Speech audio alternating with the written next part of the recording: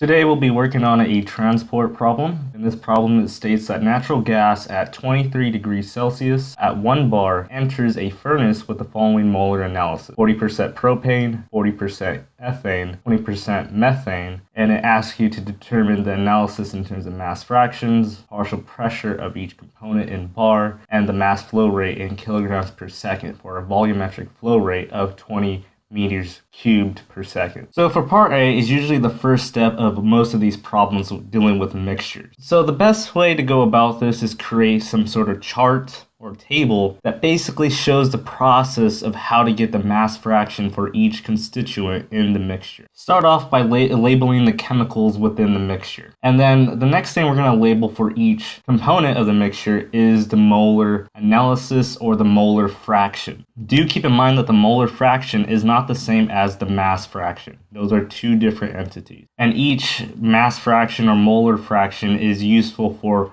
what you define in terms of the equations, whether you determine the equations in terms of moles or in terms of mass or kilograms. So I'm going to define the molar analysis of the molar fractions as Y, and this is being, the units are in percentages. And then the next thing we want is the molar mass of each chemical or each component of the mixture. So I'm going to denote that as big M, and I just subscript it with an I, meaning it's one of the components of the mixture. And this is in kilograms per kilomole. These are the same if you calculated it in terms of grams per mole. The units are still the same. I just multiply it by 1,000 and divide by 1,000 because usually we work with kilograms, not grams. Now the next thing we want in our chart is the weighted average of the chemical within the entire mixture. So simply all we have to do, so let me denote this as Yi as well. If we want the weighted average of the chemical in the mixture, what we want is to multiply the molar mass of that component by its molar fraction. And that should make sense. So this will also be in kilograms per kilomole.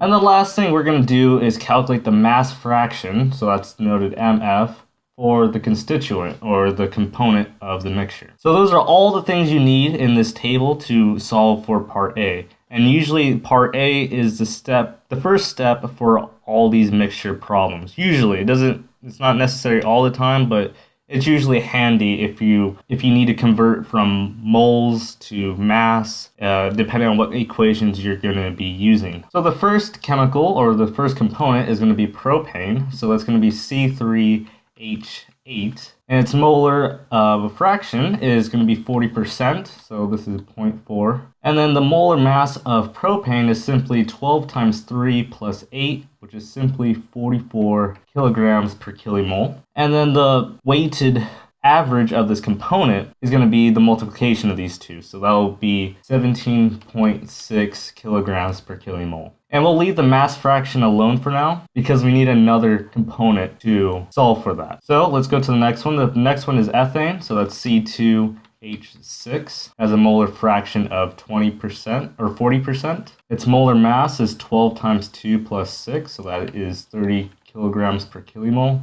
And then the weighted average is going to be 12.0. So the next one is methane, so that's CH4. Its molar fraction is 20%. Its molar mass is 16 kilograms per kilomole, and its weighted average is 3.2. So the next thing we're going to have to do before we calculate the mass fraction for each component is to find the weighted average of the entire mixture. So in simple terms, what that means is we're going to sum up from I equals 1 to the total number of components within the mixture. We're going to sum up their average weight of each component. So simply we're summing up MI, or the molar mass of each component, times its molar fraction. And this will give you the molar mass of the mixture. So we're going to say that to calculate the molar mass of the mixture is going to be the sum of this column right here in this table. So that's simply 32.8 kilograms per kilomole. So that's the weighted average of the mixture based on these molar percentages.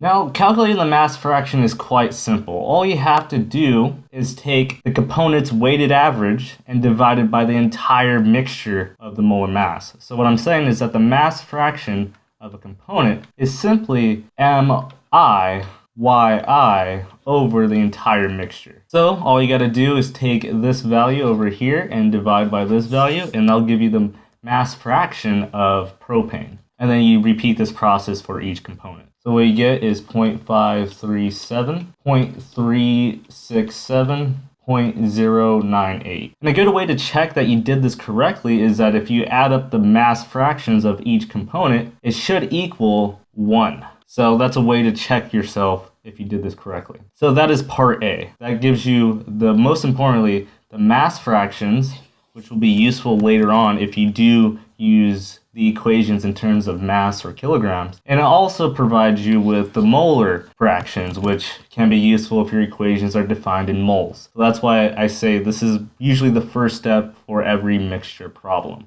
Okay, for part B, it says to find the partial pressure of each component in bar. And that's very simple. I forget what law it's called. I believe it's Dalton's law. That may be wrong. But essentially, if you want to find the partial pressure of each component, what you do, so let's say the partial pressure is just P sub I, equal to the total pressure of the mixture times the molar fraction of the component. So this part is pretty straightforward as well. So the entire mixture, so let me define this. So the entire mixture of the pressure is going to be 1 bar. So therefore, since we already are given the molar fractions, we can use that to calculate the partial pressure. So we can say that the partial pressure of propane is simply 1 bar times 0.4. So we could say that is simply 0.4 bar. And then we repeat the process. So C2H6 is 1 bar, and this is going to be 0.4, and this is going to be 0.4 bar. And I'll do this one up here. So P of methane is going to be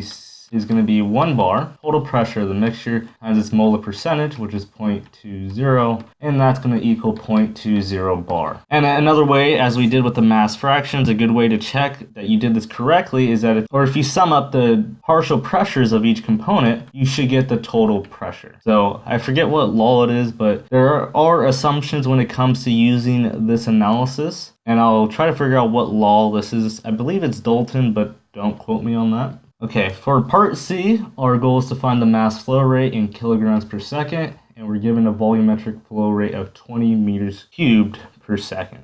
We're given a flow rate, which I'm going to define as Q, so don't confuse this with heat or any other variable that you may use this for. I guess a better way to write this is A times V, which is the cross-sectional area times the velocity, which equals 20 meters cubed per second. We're also given that the temperature of the gas is 23 degrees C, which we'll need in terms of absolute temperature. So in terms of Kelvin, this is going to be 296 Kelvin, and we're given the pressure is 1 bar, and we're going to need this in SI, so this is going to be 100 kilopascals. Okay, so we're given everything we need, and we need to find the mass flow rate. So M dot, that's what we're trying to find. What is the mass flow rate? Okay, so the mass flow rate, as we know before, is simply from fluid mechanics, or just the idea of conservation of mass, that we know that this is the density of the fluid times the cross-sectional area times the average velocity. And as we notice that this can be defined in terms of flow rate, so we can say this is rho times Q. Now, you might be asking, how do we find the density of the mixture? Because this is in terms of the mixture. And that's actually a good question. The equation that we use is the ideal gas law. So there's various ways you could define the ideal gas law. You could define it in terms of moles, in terms of mass, or in terms of density. And it depends on what gas constant you're using and what you're trying to find, essentially. So since we're trying to find the density, we should write the ideal gas law in terms of density. So to write that, this is P, or the total pressure of the mixture, times rho times RT. Now this R is not your universal gas constant. It is actually the specific gas constant. And the simple reason why is because we define this equation in terms of rho. So again, depends on how you define the ideal gas law, and that'll determine what values you use in this equation. So all this is in terms of the mixture, not in terms of components of the mixture. So what we're going to do, find rho in this equation, and then we'll define R a little bit later. So from this equation, we can define the density as P over RT. Now, to define the specific gas constant, which we're going to need later, this is going to be the gas constant, the universal gas constant, which is in terms of moles, divided by the molar mass of the mixture. And we found this earlier in part A. So let's plug in these values to get the specific gas constant before we proceed with any other calculations. So what we're going to get is 8.314, and this is going to be kilojoules per kilomole times Kelvin. So that's the universal gas constant. And then we're going to divide by the molar mass of the mixture, which is the weighted average of all the constituents. So that's going to be 32.8 kilograms per kilomole. And if you plug this in your calculator, what you get is 0.253, and that's going to be kilojoules per kilogram Kelvin. So again, we're trying to find the mass flow rate in terms of kilograms per second. So all we have to do is plug in this rho in this equation. So m dot, or the mass flow rate, is simply P over RT times Q. So what we do is plug in the values for in this equation. You got to be very careful with the units. So based on how I define things, I use this in terms of kilopascal, the pressure in terms of kilopascals. And then I use the specific gas constant, which we defined earlier, which is 253 kilojoules per kilogram Kelvin. And then the absolute temperature, which is 296 Kelvin. And then you multiply this by the mass flow rate, which is 20 meters cubed per second. And this will provide the units of kilograms per second. So if you plug this in your calculator, what you get is 26.7 kilograms per second. So that is the answer to part C. Okay, that is it for this problem. Hopefully I didn't confuse you any further. I believe the hardest part of this problem is maybe understanding how to use the ideal gas law and plugging in the correct units. Beyond that, this problem is fairly simple. Again, part A is usually the first step to all these problems, because you might need to solve the equation in terms of mass, or sometimes you might need to solve the equation in terms of moles. So these percentages will be very useful later when you have to find, the specific heat of the mixture and so forth. So with that being said, I'll see you in the next video.